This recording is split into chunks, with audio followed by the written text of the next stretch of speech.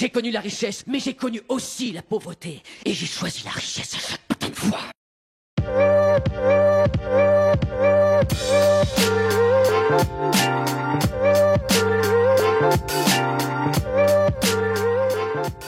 Et bonjour à tous et bienvenue sur la chaîne de l'Extra-Monde Crypto. Nous sommes le samedi 16 novembre 2024, il est 8h40. On a une cryptomap qui repasse dans le vert parce que le Bitcoin est toujours en train de faire des choses intéressantes. On a la crypto OM qui avait été donnée, donc le mantra, je vous en avais parlé il y a 2 jours dans ma vidéo à 8h du mat.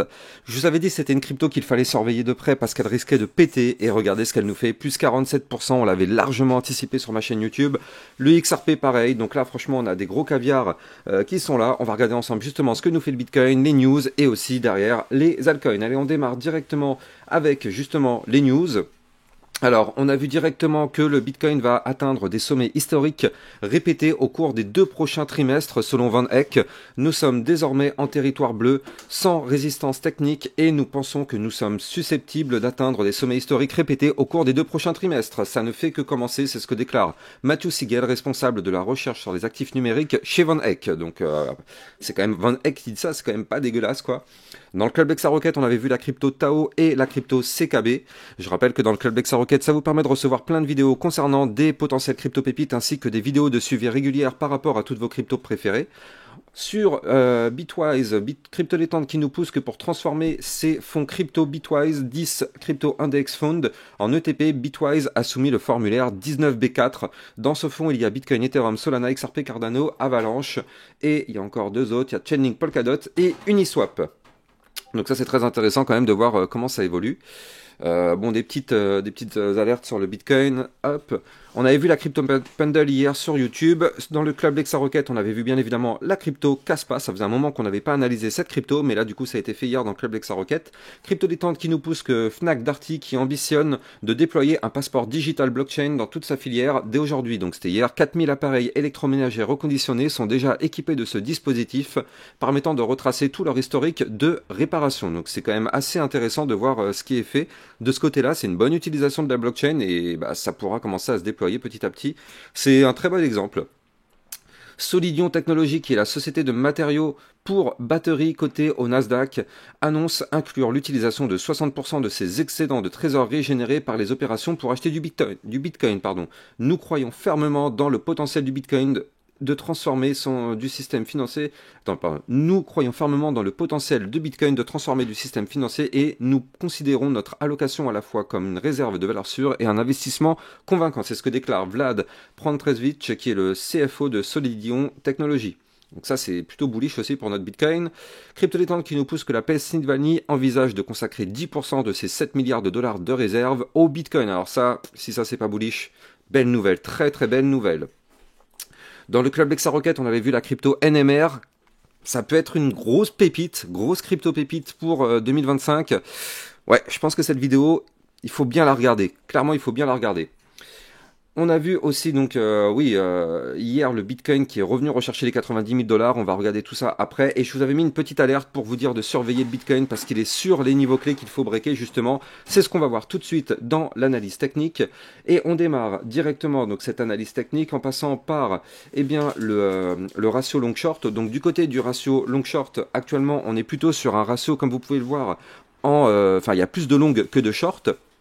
Ça c'est très bon, c'est très très bon, vaut mieux avoir plus de short que de long. Dans ce cas, si jamais on doit faire un short squeeze, ça pourrait permettre au Bitcoin de pousser encore un petit peu, donc clairement très très très intéressant ce qui se passe. Et donc là du coup, on va regarder justement ce que nous fait notre Bitcoin, mais attention parce qu'en fait, on a du côté du Crypto Fear and Greed Index, donc un Fear and Greed Index qui est revenu vers une certaine forme de neutralité. Donc allez, on va regarder justement ce qui se passe du côté du Bitcoin et des altcoins. Allez, on s'installe confortablement, on démarre l'analyse technique, mais avant, je rappelle à tout le monde que tout ce que je vais dire dans cette vidéo n'est en aucun cas un conseil financier, c'est à vous de faire vos propres recherches et n'oubliez pas que le trading de crypto comporte des risques de pertes partielles ou majeures. Alors, du côté du Bitcoin, vous le voyez, hier, on a fait une bougie de ravalement haussier. Ça, c'est quand même très puissant, regardez ça. Hier, on avait fait, avant-hier, on avait fait une bougie de ravalement baissier. Donc ça, c'était malheureusement pas très bon signe, parce qu'une bougie de ravalement baissier, dans l'idée, c'est pour aller chercher des points plus bas, sauf qu'hier, je vous avais dit, potentiellement on va pas chuter. Pourquoi? Parce qu'on a ce support clé, le 2618 Fibonacci à 87 291 $. Et donc effectivement, on est venu hier stopper la chute pile poil posée sur ce niveau clé de support. Qu'est-ce qui s'est passé derrière? Le Bitcoin a trouvé rebond sur ce support et boum, hier il nous a fait une bougie de ravalement haussier, c'est-à-dire qu'il a ravalé toute la chute d'avant-hier et hier il a clôturé plus haut que le démarrage de la bougie d'avant-hier. Donc franchement, très très propre, beaucoup de force du côté du Bitcoin. Malheureusement, comme je vous l'ai montré, nous sommes toujours dans un range et tant qu'on ne casse pas ce range par le haut, malheureusement, on est bloqué. Donc là, c'est vrai qu'hier, on a fait une très très belle clôture. On va pas se mentir, la clôture d'hier est très belle. Malheureusement, vous le voyez, on est toujours dans ce range et donc moi je vous avais dit qu'il y a des chances qu'on latéralise dans ce range pendant tout le week-end, mais peut-être pas forcément parce que regardez ça, on est ici orienté vers le haut du range, on est collé, on est collé à ce haut de range, donc le haut du range il est ici en fait, on va réajuster tout simplement le range au vu des nouvelles données que nous a fourni le Bitcoin, et voilà, donc on a un haut de range à 91 827 $, donc vous l'avez compris, c'est le niveau clé qu'il va falloir péter. Juste au-dessus d'ailleurs, je rappelle qu'on a la résistance des 92 092, donc si jamais on arrive à péter ces deux niveaux clés, le Bitcoin va revenir rechercher son ATH à 93 447 $, pardon, 93 477 $. Ça, vous le voyez ici, on est vraiment à deux doigts de le faire, on est vraiment collé au haut du range, donc c'est qui tout double, soit on pète le range par le haut, on va chercher l'ATH et potentiellement on en fait un nouveau pour aller chercher pourquoi pas les 94 voire même les 95 000 $. Donc ça c'est ce qui pourrait arriver en cas de cassure du range par le haut. Malheureusement vous le savez, le haut du range étant une résistance, on peut très bien aussi malheureusement se faire rejeter comme ça a été le cas ici, vous le voyez, tac, on se fait rejeter, on va chercher le bas du range. Donc si ici malheureusement on n'arrive pas à casser ce haut de range, on risque de chuter pour aller chercher le bas du range qui correspondra, il faudra le noter, au bas du canal ascendant. Donc vous l'avez compris, quoi qu'il arrive, ce bas du range, il ne faudra absolument pas le casser par le bas, parce que si on le casse par le bas, malheureusement, ça voudra dire qu'on voudrait faire une chute un peu plus prononcée pour aller chercher les 86 322, voire même les 85 016, ou encore pourquoi pas les 81 000 $, donc affaire à surveiller, on ne veut absolument pas avoir de cassure par le bas. Mais en tout cas là, on est quand même sur quelque chose qui est plutôt explosif, avec des bandes de Bollinger qui sont vraiment parallèles, avec un haut de canal ascendant, on est quasiment pile poil dessus, avec le haut du range, on est quasiment pile poil dessus. Donc franchement là, on est actuellement dans une configuration explosive. Est-ce que le Bitcoin va nous faire la même chose que le week-end dernier, c'est-à-dire une explosion le week-end? Eh bien écoutez, on est très proche de ça, en tout cas pour le moment. Alors encore une fois, on n'a pas de boule de cristal, on ne peut pas garantir quoi que ce soit. Mais en tout cas pour le moment, on est très proche d'avoir une nouvelle explosion sur le Bitcoin. Et donc je rappelle que du côté du Bitcoin, si jamais on doit pousser, eh bien on aura aussi une résistance majeure à 95 723 $, qui sera le niveau 3,618 Fibonacci. Donc il faudra faire extrêmement attention à ce niveau clé. Il faudra quoi qu'il arrive que ce niveau clé y tienne pour qu'on puisse... il faudra quoi qu'il arrive casser ce niveau clé pour aller chercher les 100 000 $. Donc ce sera une très grosse zone de résistance. On verra bien. De toute façon, on ne sait pas encore si on va y aller. Par contre, il faut tout de même noter, et ça, c'est à ne pas négliger, que pour l'instant, du côté du Bitcoin, on monte, mais du côté du RSI, comme vous pouvez le voir ici, on descend. Donc on est clairement sur une divergence baissière. Donc ça, il ne faut pas le nier. Ok, on a des choses qui sont plutôt bullish. Ok, on est actuellement posé pile poil sur le haut du range et qu'il est possible de casser ce range par le haut pour décoller. Mais ne soyons pas naïfs, cette divergence baissière, elle est toujours là. On est sur des points bas de plus en plus des points bas de plus en plus bas sur le RSI. Du côté du Bitcoin, on est sur des points hauts de plus en plus hauts. Donc la divergence baissière, elle est bien là, elle est sous nos yeux, on ne peut pas la nier, elle est ici. Ce serait être naïf que de nier cette divergence baissière, soyons extrêmement prudents. Cette divergence baissière va un jour ou l'autre entraîner une chute du Bitcoin. Donc bon, ce sera pas grave bien évidemment pour le bull run. On sait que pour que le bull run puisse être encore plus puissant, on doit retourner rechercher à minima les 85 000, voire même pourquoi pas les 82 000 ou encore les 79 000 $. On doit aller chercher ces niveaux clés si on veut un bull run encore plus explosif par la suite. Donc j'ai envie de dire, tant mieux si on a ce retracement, ça ferait vraiment plaisir.